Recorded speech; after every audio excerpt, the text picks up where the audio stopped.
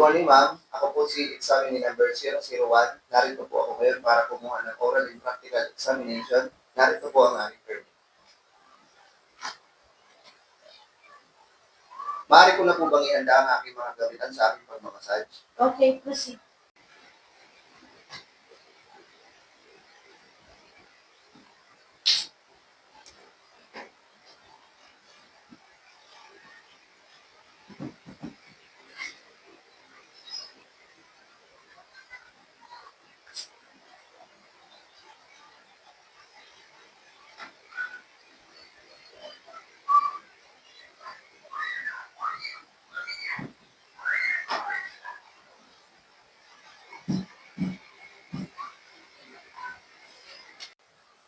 Naihanda ko na po, ma'am, ang aking mga gamitan sa aking pagmamassage. Maaari ko na po bang papasukin ang aking kliyente? Okay, proceed.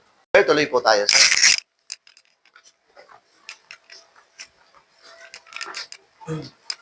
Sir, maaari ko po bang tanungin kung bakit po kayo naparito? Sakit pa kasi ang So bilang po nasabi ninyo na masakit po ang inyong likuran, bilang validation po, maaari ko po muna kayong kuhanan ng vital signs. Mauna po tayo sa blood pressure. Yes, sir, pataas po ng sleep. Ayan, kaliwa.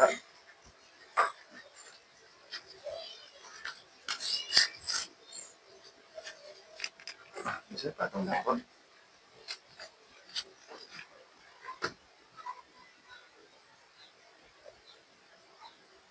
Sir, base po sa inyong isinaan na masakit po ang inyong likuran, pipilapan po muna natin ang client intake form.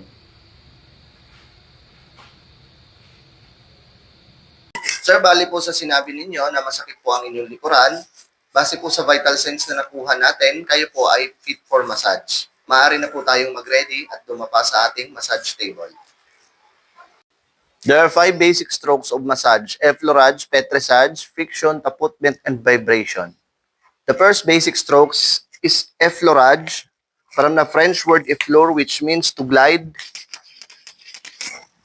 It is a unbroken gliding movement repeated following to the contour of the client's body using palm, knuckles, fingertips, and forearms. Rationale, it is used to introduce touch and applying lubricants.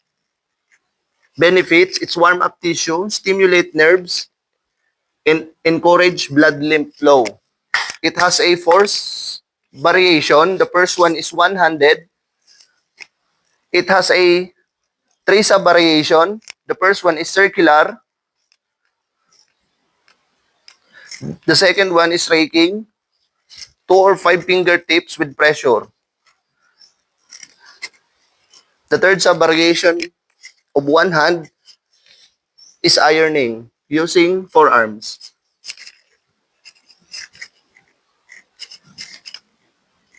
The second variation is 200. 200 has a 2 sub-variation, the heart shape. And the circular. The third variation is alternate. Alternate raking.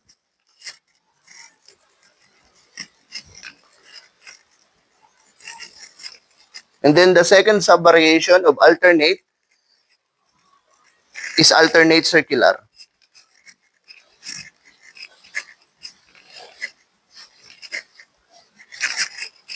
The fourth variation of effleurage is nerve stroke, feather-like finger tracing from superior to inferior.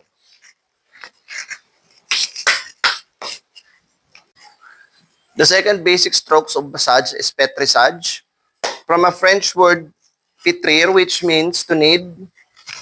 It is a cycle of rhythmic lifting, squeezing, and releasing of skin. Rationale, it is used in a C-clamp form of hands. Benefits, it reduces local swelling and then break down adhesion and squeezes out metabolic waste. It has a 5 variation. The first one is one hand, simple clamp squeeze are done in the shoulder. And then the two-handed, it has a two sub-variation. The praying hands, both hands interlaced in upward motion, are done in the extremities of the body.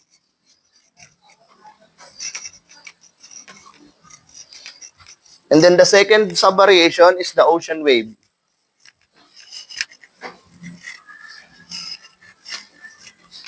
The third sub-variation, the third variation is alternate hand, grasp and release alternately.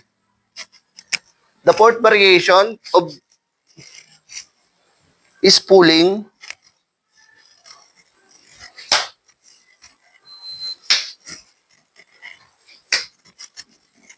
And the fifth variation is skin rolling.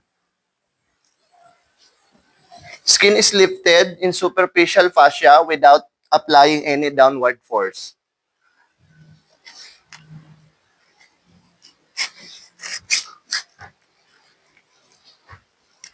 The third basic strokes of massage is friction, from a French word précaré or friction, which means a compressing of tissue in several directions over skin or deeper tissue layers without using any lubrication.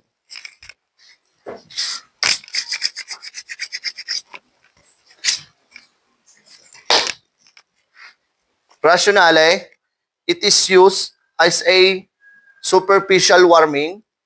And then benefits, soften hyperplasia, stretches out scar formation, and generate heat. It has a six variation. The first one is superficial warming or sewing in the scapula of the client. The second one is rolling.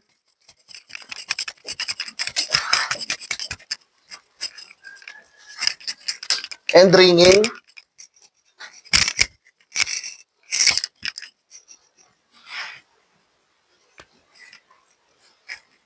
Chucking. Cross fiber.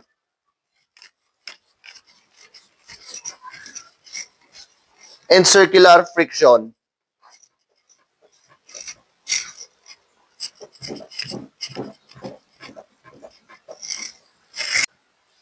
The fourth basic strokes of massage is tapotement, from a French word tapotir, which means to drum or to tap. It is a repetitive staccato striking movement simultaneously and alternately using ulnar edge of the hand, fingertips, open palm, cup palm, and loosely closed fist. Rationale, avoiding the kidneys when performing in the body. Benefits, the benefits are help decongest lungs and tone atrophied muscle.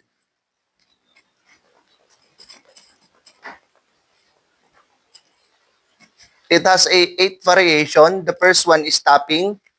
It has a 3 sub variation. The first one is punctuation, hard tap in the sole of the feet. The second sub variation is pulsing. The third sub variation is raindrops.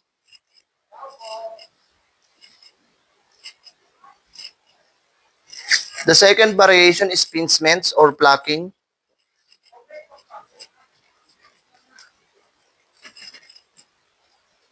The third variation is hacking or chopping. When done along the muscle, the benefits is relaxation. When done across the muscle, the benefits is microcontraction.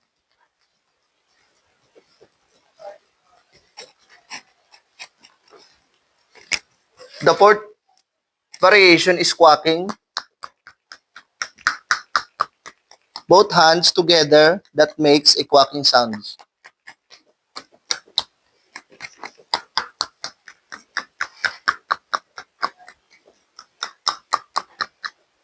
chopping,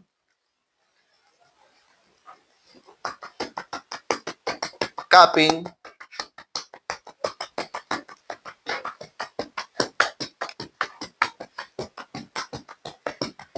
pounding, and slapping or clapping. Clapping or slapping is not recommended for the victims of abuse. Ang pangwalo pong variation ay diffuse ay sinasagawa po sa tiyan ni client, subalit for demonstration purposes lamang po ay gagawin ko po ito sa aking sarili. The eighth variation is diffuse, are done in the four areas or quadrant in the stomach of the client. The fifth basic strokes of massage is vibration, from a Latin word vibrato, which means is a rapid shaking, quivering, trembling,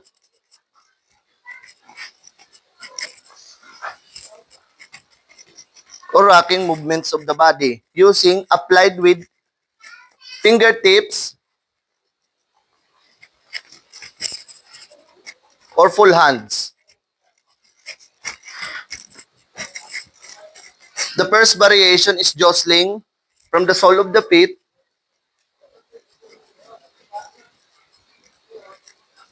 and fine. The second variation is fine.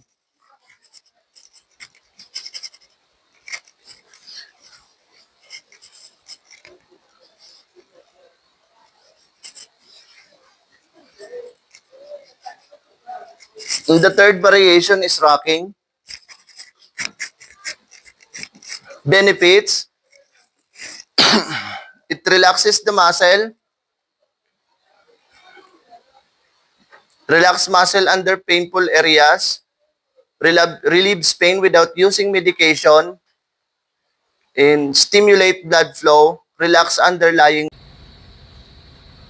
Sir, natatapos na po ang ating massage session. Maaari na po kayong magpahinga. Babalikan ko po kayo ng mga ilang saglit lang.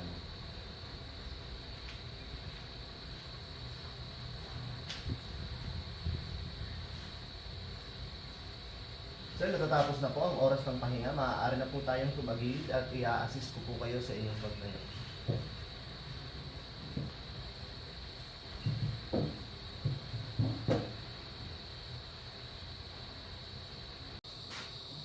Sir, kumusta naman po ang inyong pakiramdam? Okay naman po. Sir, mula po ba kanina, bago natin isagawa ang ating massage session, from scale 1 to 10, mga ilan po kayo doon? 7 po. So after po ng massage, from scale 1 to 10, ilan na po kayo doon ngayon? 2. So bali maganda po ang naging resulta ng ating massage, no?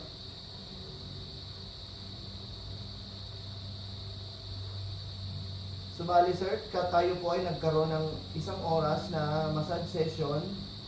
Inirekomenda ko po sa inyo na magpahinga tayo ng maayos, umiwas po tayo sa anumang alcoholic beverages. At kung maaari po ay kumain tayo ng mainam, kumain tayo ng masustansya, kagaya po ng whole foods. At saka iwas po muna tayo sa mga processed food. At saka mag-exercise po tayo for at least simple walking, no? Para ma-maintain po natin ang pagiging overall well-being natin. So yan lamang po sir, maaari ko na po ba kayong i-assist palabas? Natatapos na po ang aming video presentation ng oral and practical examination. Ako po si Megan Pastor Oliquino at ang client ko po ay si Rex Milartes. Maraming salamat po.